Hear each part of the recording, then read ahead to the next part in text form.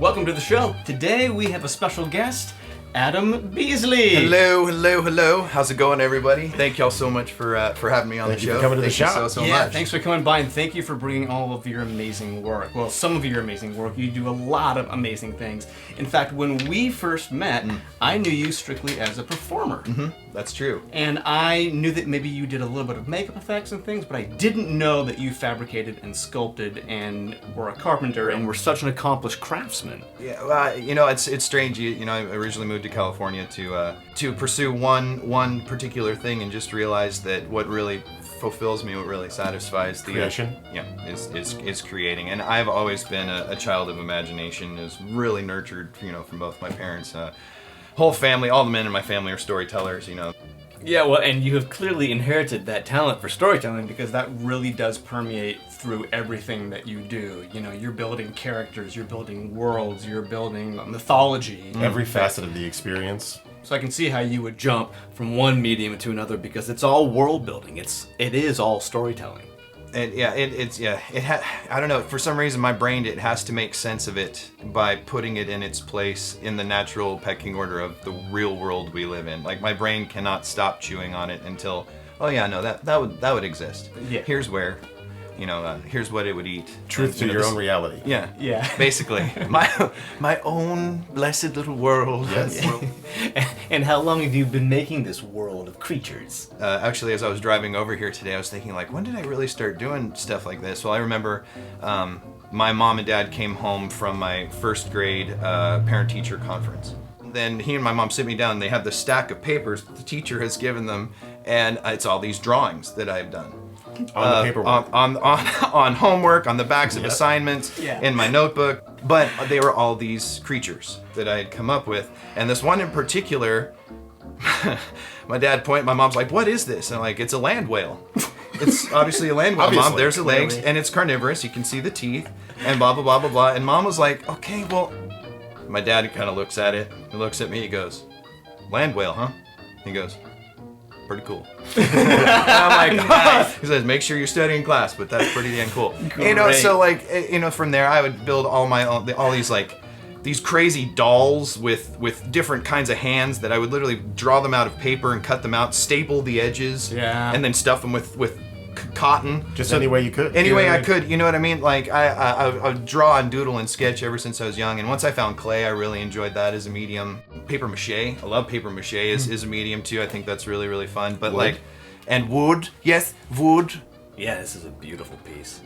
Because you also sort of sculpted the wood as well. Absolutely. I learned that from some really talented individuals. No, but I love the idea of just whatever you can come up with in your mind, you can make happen, and you just have to believe that you can. And use what's around you. Be inventive. You know what I mean? And be passionate about it. Have a love for it. Be passionate about it. Have a love for it. And that's why I just this is so special what y'all are doing here. It's just giving power to what you love and creating a world around you that does nothing but feed and give back. You know what I mean? I think it's brilliant, and I think it's we're very really lucky. important. You're one of the lucky few that had parents that encouraged your creativity. Not everybody has that. There are those who want to make stuff and they're kind of told to get a real job, or well, that's a nice hobby, and so I think people like us need to kind of reach out to those people and say, your creativity is not only valid, but it is of the utmost importance in this life. I agree too, especially in this day and age, because so much of what I feel like is dictated,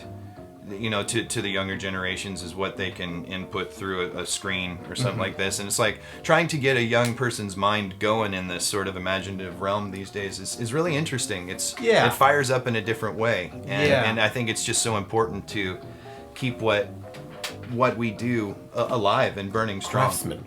Absolutely.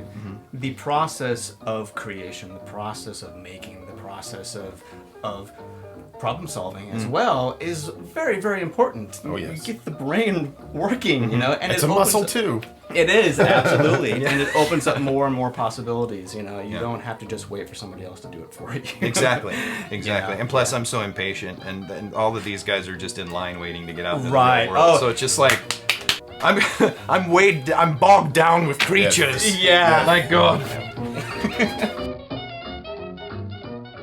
Do you have a particular favorite medium? Oh goodness, you know, that's difficult. I honestly love woodworking.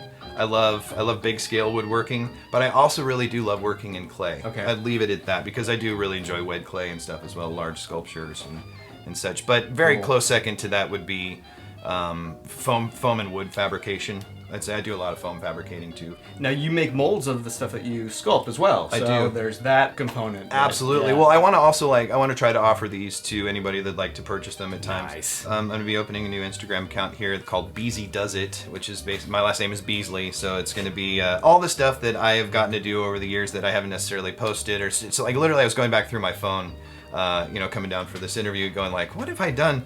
Oh my gosh. Oh my god. Like there's a lot, and you forget because blessedly you go from one thing, you wrap it up, and the next day you're building something vastly different than what you were doing the day before. Yeah. And sometimes you forget. And they'll be able to like see that stuff through the Instagram. Through the Instagram, you'll see the process of, you'll see the Contact. sculptures and the mold making process and what I've decided to name them. If you guys have any like ideas of things you want to see, I love imagination and imaginative people. Absolutely. And then also they can still maybe even purchase some of the stuff you have already. Absolutely. Maybe. I'm gonna have like a line of my what I'm gonna call my hatchlings. Nice. That's just to start it off. But then there's a bunch of other sculptures and crazy stuff storing around up here too. So those will be out and coming throughout the next year. Very cool.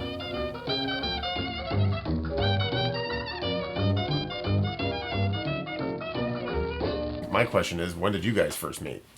So that was probably roughly 13 years ago. About 13 years ago. Yeah, and I was introduced to a project that you were doing, which I actually ended up doing some artwork for. That's right. So you knew me as an illustrator. Illustrator, right? initially, yes. Yep, and then I was working on my music project, which then I had you involved with, doing... Oh, dude, a couple different things, couple different times. Yeah, again, Heavy on the multimedia with a lot of crossover. I ended up doing some music for one of your short films as Yep. well. So it's like it all sort of overlapped and flowed. You know? It absolutely did. But very much so a performance, Yep. aspect at that particular time. Yeah.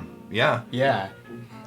And then this woolly mammoth of a man, this landslide of creative power, this Manchesterian glory, hires me to work for him for like a week and building something while I'm not, on a particular project. And immediately, the same movie quotes from the same decade, weird, obscure ones. I'm like, do you know Solar Babies? He's like, of course I know Solar Babies. Bodai. I'm like, you know about Bodai? I couldn't even believe it. So immediately I found another dork in the universe. Yeah. You were so giving.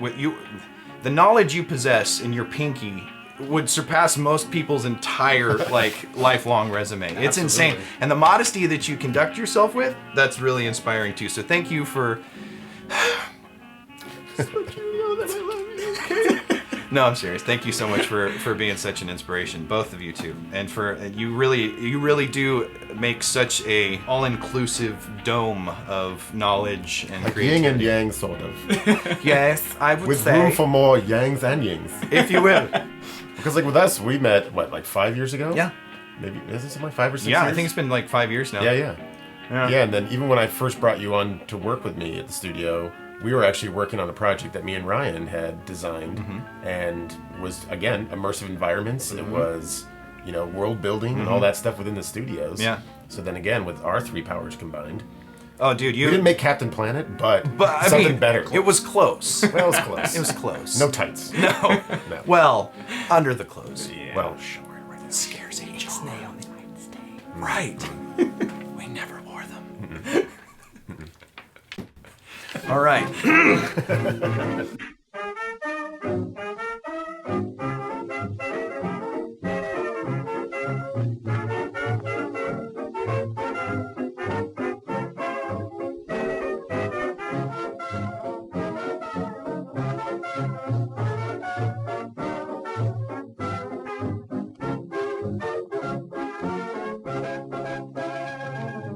We've got one last final question, which is... if you had infinite time and resources, what would you create? So the animal kingdom is where I pull a lot of my influence and a lot of my inspiration. I would literally, I would make sure, at least within, our borders, that we would consolidate all of these small places into 2 or 3 very large animal sanctuaries that are, thousands of acres. Yeah. And then once they're there and the animals have their sanctuary, the interactive experience, so humans can then see them, to be able to build these interactive viewing platforms and such that are literally, if you're there looking at creatures of the rainforest, you're standing in one of these giant trees looking down over, you know what I mean, that you've climbed Swiss Family Robinson style to get to the top, you know what I'm saying? Use everything I know educationally and to build an environment that makes it seamless for us to enjoy these animal ambassadors they're going away as fast as our oceans are. So just these incredible, massive animal sanctuaries that were just Where they wouldn't feel caged. where they wouldn't feel At all. At all. They're just thriving and doing Yeah. their thing. They're thriving. Yeah, Like I said, like an immersive life zoo. Yes. Oh, yeah. Oh. You've been crawling around inside my head again. I'm sorry. Bless you. It's he's a big one. It's not easy for him to fit in there. It's pretty big. Well, again, we gotta say, we are so impressed with your creativity and your wonderful imagination. Thank you very much. I really, really appreciate it. Thank you very, And they very can much. reach you at what? They can reach me at Beezy Does It. That's on Instagram. Yes, Beezy Does It. Great, and we'll put the info down below as well, so you guys can check them out. Awesome. Maybe even up there. I don't know. It could be. We don't know. We're It gonna might keep be just here. I don't know. just over my face. Yeah, it's just there. Just here. Like that. Yeah. Well, thank you for coming. Thank you so much for having me, Mr. Vernon. Thank you. Mr. Manchester. We always love having creators in the shop. Thank you. And to all the other creators out there, keep doing what you're doing. Do not stop. Remember how powerful this thing is right here. Remember these two guys. All right.